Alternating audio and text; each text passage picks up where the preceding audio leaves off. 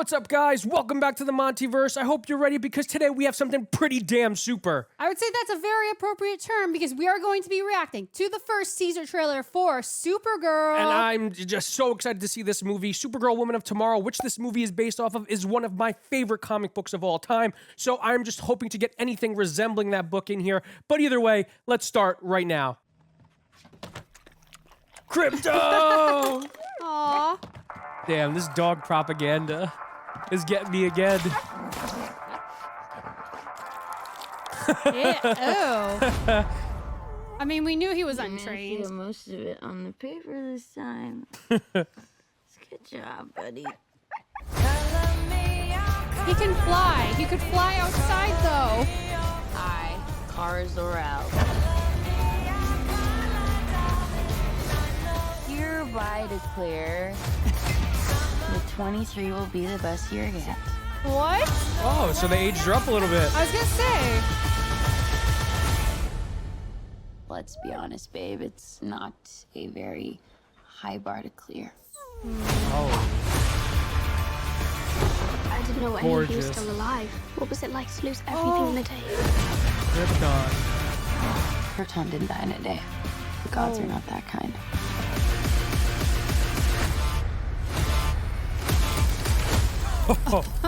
Okay, this So does that's not Ruth. look like this is gonna end well. Oh, no. For you guys. Badass.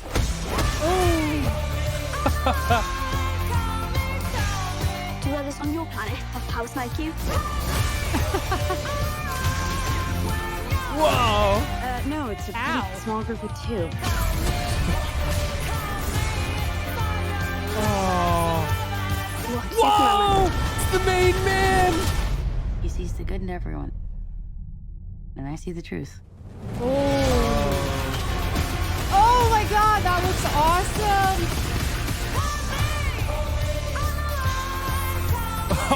Awesome! Yeah! Yeah! Woo! Nice. See, I love that. Of course, I love that. I love that DC pushes this initiative to buy the book. And please, ever before, buy this book because it is fantastic. And I think this film is going to be informed a lot by this book. Nice. No, you told me a lot about the story of it, and you actually bought a new physical copy of it recently, Yes. which now I can read I bought myself. the deluxe edition, yes. I love this book. It is one of my favorite general comic books of all time. I relate more to Kara Zor-El in Supergirl, Woman of Tomorrow than I have many other comic book characters in the history of comics because it definitely helps to paint a new picture of this character while still maintaining the true nature of her and the L family and the Superman family, I should say. And this movie looks to explore that in all of the ways I expected them to. Yes. Oh my gosh. I mean, just the vibe of it. I think we were kind of expecting what they Yeah. did a little bit, especially where we left off with Kara in Superman, Yes. where Millie, even just in like the 1 second of screen time, was fantastic. And we're delving into kind of that party girl persona, but also they have the depth and just the trauma she's experienced is like so evident just in this. Yeah, she wears it more on the sleeve from what it looks like in the movie than she does on the book. But it makes sense. They had to make changes. One of the things about the book is it's told through the perspective of the character of Ruth, which we see in the trailer. She's the girl with the sword on her back. That's Supergirl's traveling companion. And it's told more like an epic poem, like a tale, seeing Supergirl through the eyes of someone and describing her life through a clean lens, as if you will. And in this movie, we need to focus on Kara as a character more, and it needs to be driven by her narrative. So of course, you're going to show more of her trauma on the outside than the book does, but she also shows a lot of that in the book as well. No, that's really exciting. I mean, we have Millie, who we know is going to be fantastic. And you were telling me about someone else recently. I'm blanking on their name. Lobo? Yes, but who's playing him? Jason Momoa. Oh my, yes. Jason Momoa is playing Lobo, who we got a very, very, very, very brief glimpse of in this trailer. It's the main man. Lobo's essentially a hedonist. He's a bounty hunter who loves to kill. He loves to drink. He loves to smoke, and he loves to just be rough around the edges. And he is the antithesis of Superman. for as Superman believes in good and kindness and being sweet to everyone, Lobo is the exact opposite. He represents he really came to popularity in the 90s era of comic books when he was really reinvented to kind of make fun of all of the 90s tropes, whereas 90s audiences instead kind of just ate that up about him because he embodied all of the hedonistic and over-the-top qualities of 90s comic books. And he became a favorite character to many, including one Jason Momoa, which is why James Gunn brought him in to play the character in this movie. Oh, that's really exciting. But Lobo is not in this book. Okay. So that's one change that they're making for the movie.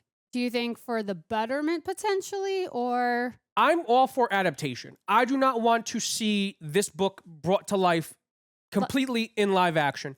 I'm all for taking the things that work on the page, like the character stuff, all of the emotional beats, and reinventing that for live action. So I hope it's a different story because I would like to be surprised.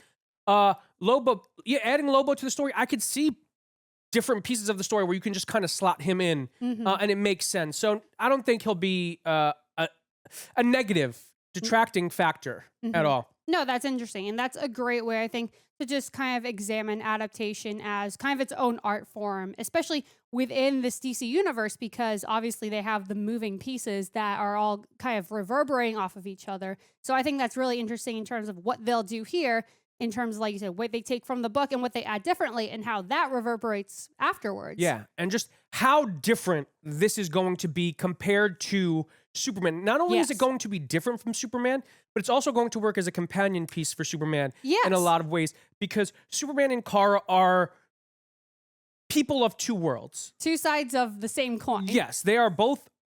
Clark was raised on Earth, whereas Kara really wasn't, but now she has ties to Earth. And they're both Kryptonian. And Superman, that movie focused on almost entirely on Superman's humanity and building Superman up as a human and showing that it's his humanity that makes him so special. Whereas Supergirl, Woman of Tomorrow is a space odyssey. It is zero of this movie takes place on Earth from what it looks like. Maybe there'll be like a little bookend moment where we see Clark or something, but the vast majority of it takes place in space, and we delve more into the past of Krypton. Yeah, and I really loved seeing that in this trailer because it makes sense that if she's kind of dealing with this trauma that she's been experiencing from the loss of her people and of the planet, I love that we got glimpses of that in the trailer, of Krypton, of the Kryptonians. I think that's going to be really interesting to see. We actually see in the beginning of this trailer Krypton exploding. We see the death of Krypton in this trailer, and we see the shielding of Argo City, which if you've read the comic books, a lot of you are familiar with what I mean when I say that. We also see a lot of interesting things, potentially like a funeral that Kara and her dad, Zor-El, are attending, which if you read the book, you kind of know whose funeral that is, but that's the tragedy of Kara. She didn't experience, and I don't say this lightly, she didn't experience one genocide. She essentially experienced 3 different genocides in her life.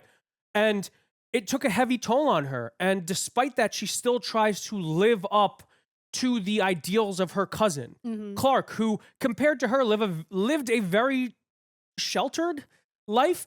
And it's that struggle, that internal struggle with Kara that is so fascinating about her and makes her so relatable to people, because she has this core set of beliefs, this core set of ideals that she strives towards that comes in direct conflict to her lived-in experience and maybe what she believes at the end of the day. And that's where this story takes place, in that crossroads. She stands for truth. She stands for justice. She stands for morality, but all she saw was violence and death and horrific things in her life. So can she really live by that code as truly as we think she can? And that's the struggle of this story, as she's trying to teach those same lessons to this girl, Ruth, who also has experienced a tragedy. And it's their dichotomy and their relationship that really drives this book forward. And damn, I'm so excited. One of the things that stands out in the book that I think they're nailing in this movie is the visuals. This book is gorgeous, and it's a type of gorgeous that only really translates to 2D comic book mediums. So I love to see what Craig Gillespie and the directorial team, the principal photography team, are doing to give their own artistic flair on the visuals. But either way, sign me up and lock me in. I'm ready. If you guys like this video, make sure to give it a huge thumbs up. If you're new to the channel, subscribe. And hit the notification bell to stay up to date on all our latest content. If you want to check out our other reactions, click the link on the page. And until next time, stay versed.